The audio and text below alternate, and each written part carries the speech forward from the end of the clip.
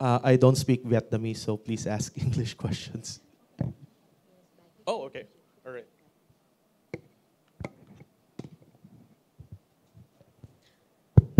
Dạ vâng, mình có thấy một Who's asking câu questions? hỏi ở phía đằng dưới, xin được ưu tiên trước nha. Sau đó yeah, thì I- xin một nhường, mình cứ luân phiên một câu hỏi bên phòng này, một phòng like thôi. Xin mời anh.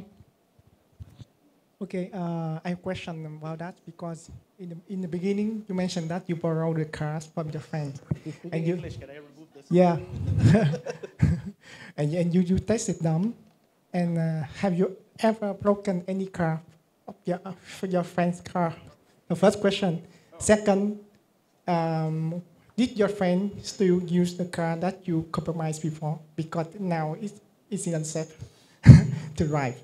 This is first question. That's the first question. Yeah. Okay. What's the second question so that I could follow?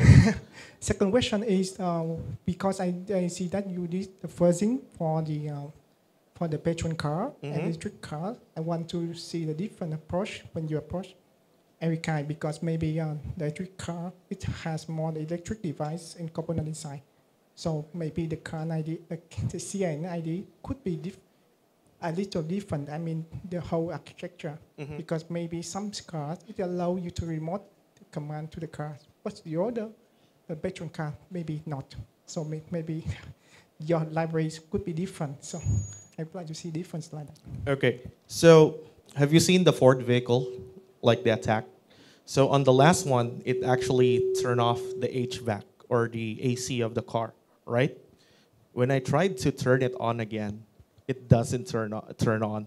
So I said, oh no, I'm gonna like buy another Ford Ranger for my friend or replace the AC. So what I did is that after that is I pulled out the batteries and then put it back again, and thankfully it works again. So sometimes It works or it's safe now. it is safe, but I'm always like calling him, is your car still okay right now? Yeah, he even messaged me right now. He said, are you free on 17? I said, wait, is your car still okay right now? I said, okay. But kidding aside, we have this methodology for testing, all right? So you need to fuzz smartly, okay? You don't just say, okay, Cloud Desktop, DOS my car, or I want you to send every canned messages. That would surely, sorry for this bad language, fuck up your car. But so that's why you need to fuzz smartly, okay? Fuzz from a certain ID for like 5 instances or 10 loop messages with different formats, and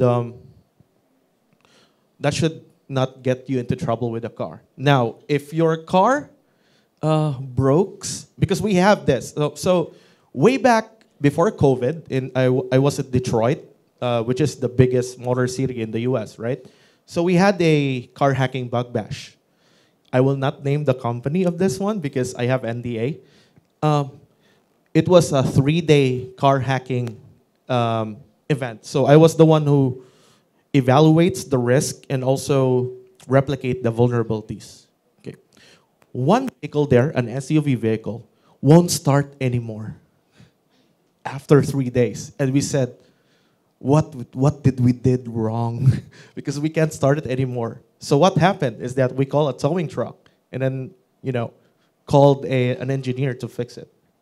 So sometimes you can't really prevent those kind of incident.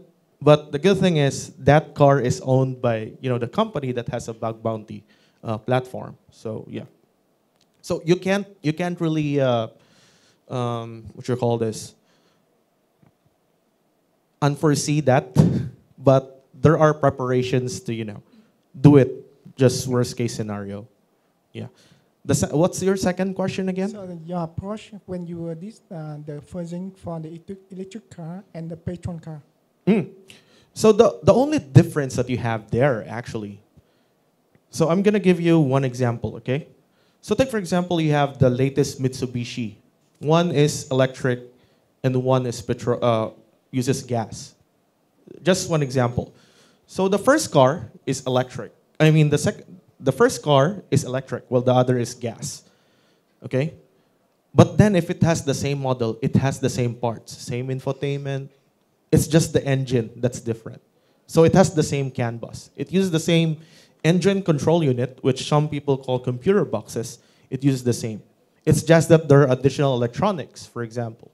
So for example, if it has radars or LiDARs, so that's the additional features. But the CAN bus message that you will see, the Bluetooth technology that was used, it's still pretty much the same.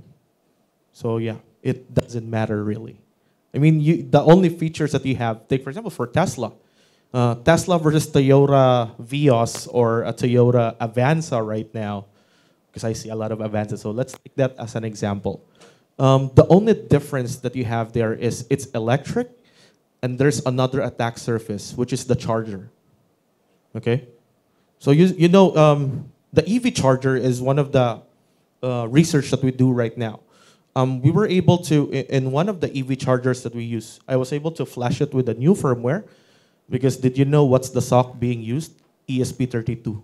So that means that you can actually flash it with a new firmware, and imagine if you could overwrite the amps, like increase the amps so you could destroy the car. Now this is a safety risk anymore. This is not just a vulnerability, it's also a safety risk, right? Yeah, so that's it. You just have another attack surface, but the technology behind the infotainment, the CAN bus being still pretty much the same. And then the radars.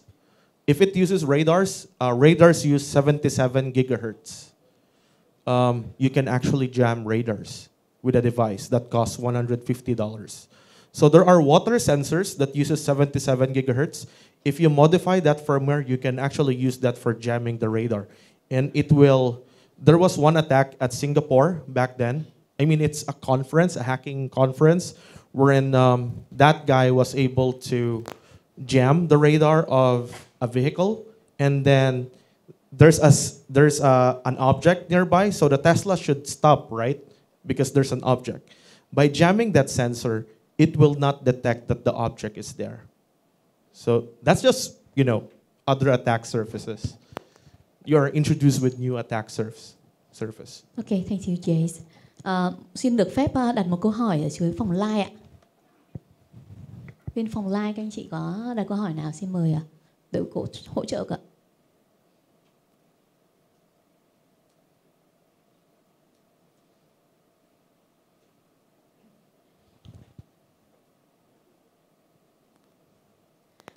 Bên phòng like có câu hỏi không ạ? Vậy thì tôi xin phép lại ưu tiên với phòng này. Anh chị em nào có câu hỏi để cho bạn Jay không ạ? Xin mời giơ tay ạ. À kia, vâng.